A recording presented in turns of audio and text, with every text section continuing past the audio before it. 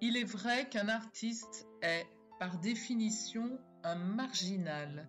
Il se tient en dehors des choses pour créer. Pierre Soulages. Marginal. Combien de fois dans ma vie j'ai entendu ce terme? Combien de fois j'ai porté cette étiquette?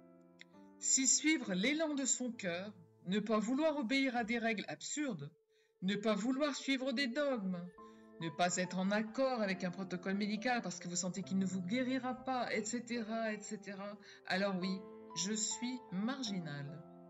Mais par-dessus tout, c'est l'artiste que l'on traite de marginal. Il se situe dans la marge, sur le côté, et regarde passer les autres. Oui, il aspire à sa liberté, de choix, d'expression, de rythme de vie.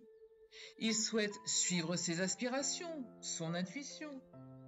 Il est à l'écoute de ses sens, de sa sensibilité. Il vit sa vie comme il la ressent. Il n'obéit à aucune règle, car les règles l'étouffent et sclérosent sa créativité. Il ne peut pas être contenu dans aucun contenant, car il est comme l'eau ou l'air, il ne tient pas en place. Il est imprévisible comme la météo, car il est à l'écoute de ses émotions, de son cœur et de son âme. Alors, il se tient dans la marge et il peut créer, car rien ni personne ne vient le déranger.